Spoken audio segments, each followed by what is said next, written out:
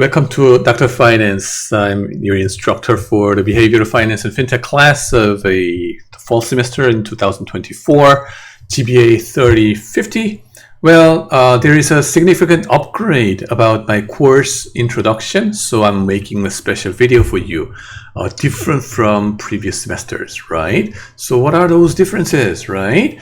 You will see it. Please watch until the end. Before I start, I strongly suggest you to take it with my International Finance course, GPA 3007, concurrently, simultaneously. Why? It is back-to-back with this class in the same classroom from 3 p.m. to 6 p.m. on Tuesday and Thursday. So you will be with me for 3 straight hours, okay? Unless you get sick and tired of it and they keep, But there is a break time in between, like two classes, 15 minutes, so you can chit chat and make friends with each other, or chit chat with me and ask questions and things like that. Relax, right? And then, of course, you can take this course on a standalone basis, but there could be more synergy by taking them together. Same classroom. You don't have to move, okay? That's beneficial for you, right? And we plan to have a Bloomberg Terminal Education session at Mire Asset Center 1 building in 1 week, in September or October. And of course, that will be an English lecture. So all international students, exchange students, you're welcome, and which is open for everybody, right? And midterm exam, 25%, final exam, 35%, multiple choice questions, 80%, and short answer question, 20%, quite standard. Semi-open book, 4 pieces of A4 sized papers allowed. Why is it semi-open book? First of all, there's no textbook about behavioral finance and fintech. Too many, random books about fintech are there. Number 2, I have 800 pages of slides for your PowerPoint slides. So open book for this 800 pages of slides will screw up your eyes and then screw up your neighbors because you have to flip it through. So A4 sized paper, 4 pieces of paper, 8 pages. That's good enough, okay? Now, what's changed compared to previous semester? Number 1, valuation of a K-pop company. That's gonna be your final project. You have to present and do a sales pitch about any K-pop company. Should I buy, hold, sell any of these? Okay, stock recommendation. You do the valuation. You tell me. 10-minute presentation, 5 minutes feedback or question and answer. Okay, that's gonna be 20% of your grade. What's the difference from the previous semester, number 2? Okay. Attendance. I get more serious this semester. I will check your attendance manually from now on by circulating a piece of paper titled attendance check on random basis. Okay, absenteeism for more than 3 weeks worth of classes, which means 6 classes you're absent, you will get an F. Period. Okay, why do I use this one? Okay, because why do I do it manually? Number 1, because the machine makes so many mistakes. So every now and then you come and say, oh, the machine did not recognize my attendance, or they recognize me as late attendance or something. But here I will circulate a piece of paper. So I don't care whether you came late or not, but I want you to be present. Okay, and another point, why do I care? Why do I start to care about your attendance? Because there were some unpleasant experience last semester. Okay, until last semester, I really did not care about attendance at all, because you are adults and then you are college students, right? So it's your job to be attending, and then regardless of whether being here or not, if you understood the concepts correctly, you will be able to solve the problems that I give you in your exams. But as it turns out, a handful of students or more than did some, game the system to an unethical degree, I think. It really pissed me off. So I was really, that really changed my mind. Allowing that kind of guys, that's just not me. Okay, so from now on, I will strictly check the attendance manually. Okay, so those two are very significant different points. So number one, if your purpose of visiting Korea as an exchange student, okay, if your purpose is to travel around Asia or Korea during the semester time, drop this course. Don't come. I don't need you. Okay, that's too cold. Oh, Andy, how could you say such a thing? That sounds so rude. I had enough of experience, right? So over the 10 years, right? So pardon me, okay? I had enough experience about that. So attendance will be checked. So if you want to travel after the semester, during your break, okay? Make sure you have enough of times after the final exams so that you will be enjoying those Christmas days with, in Asia somewhere or Korea somewhere, or Chuseok, the long weekend, right? You have those, but not in my class, right? Please. So that's one strict rule I am enforcing this time. Seriously. The other parts are pretty much the same, okay?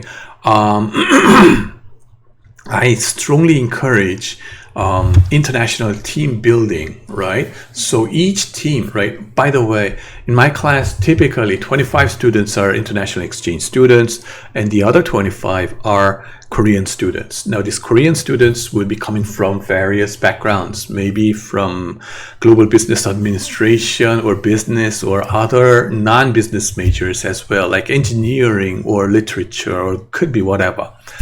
And I try to mix up Korean and non-Korean students in half and half ways, right? Half and half. What do you mean? I assign you guys to random teams, but I make sure it is at least half of you are Korean, at least half of you are international, right? Non-Korean. Okay, so that's the thing. I'm forcing it. Why do I do this? Because you want to make friends with Korean students, don't you? And Korean students, they are too shy, but they also want to make friends with you. The only problem with them is that they are too shy. So I'm forcing them, okay, so that they have to speak English to you. That's the only way they can improve English, okay? Unfortunately, they have the bad stereotype, wrong stereotype, believing that only through taking the English grammar exam, they would improve their English skills.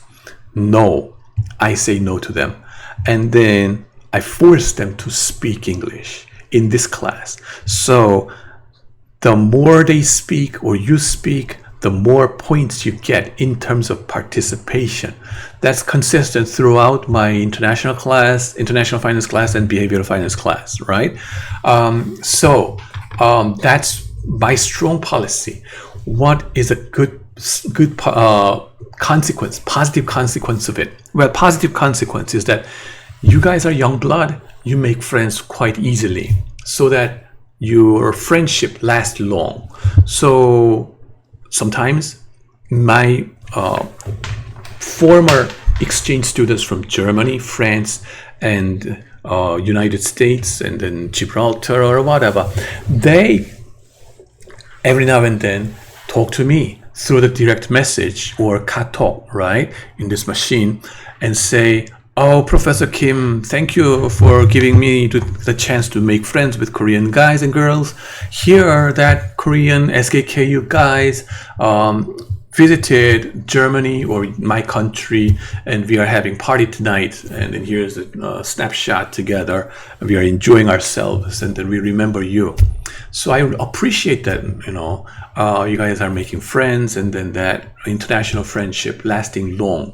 Okay. That's the best. Okay. The most important thing is your friendship. Okay. And so this is the last chance for you guys, because once you grow older than 25 years old, once your what is that, frontal lobe of your brain matures, then you become much more conservative, and you are afraid to take the risk to get out of your comfort zone. You're less likely to make international friends from then on. So before that age, this is your best time to make friends internationally. So remember that, right? And right, what else? Class time, no textbook. Yay! Previous class note, I already uploaded it, so you can enjoy, not enjoy, but you can read it before class. And guess what will be the discussion, right? No need to print, but just go ahead. I'm going to update those things on a piecemeal basis if things permit, but if I have to. But pretty much that's going to be it. And then, yeah. It's absolute grading, okay? It's not, you're not curved in this class. So why do I do that? Because Korean students, they are too much competitive, rat race based, okay? What do you mean? They are too much, if I leave it as a relative evaluation, it will be more like detrimental or suboptimal. I get A plus at the expense of your bad grade, okay? At the expense of you. That kind of attitude, never productive. So relative evaluation, even though a relative evaluation has some positive side of it, that's not good in this college education setting inside Korea, at least. So I removed that part so that it's going to be absolute grading, which means you and me, okay, we all work together and receive great top grades together, okay? So A plus together or A together. So that's the spirit we're going to have in this class, right? Yeah. And then other things I already told you. The rest of the things we're going to talk more in detail in the first week, okay? What topics are there? Go ahead and read it. Basically, the class is about investor psychology and CEO psychology. And so psychology in finance perspective. And we're going to apply that in the K-pop setting in this class. K-pop companies, right? YG or JYP or HYBE. If you are a big fan of New Jeans kind of groups, right? Try to evaluate those companies, their stock prices. Is it undervalued or overvalued or what? Okay, what should we do? That's going to be it for this whole semester. I hope you're going to have a lot of fun, and then especially with me.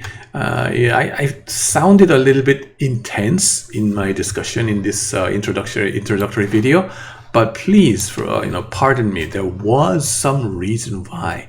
The people trying to game the system. Every now and then we have that kind of situation. So that's why to prevent that kind of situation, I had to warn you. Okay. So take that in your mind, but please, okay. I hope you enjoy it, and then see you in the first week. Bye bye.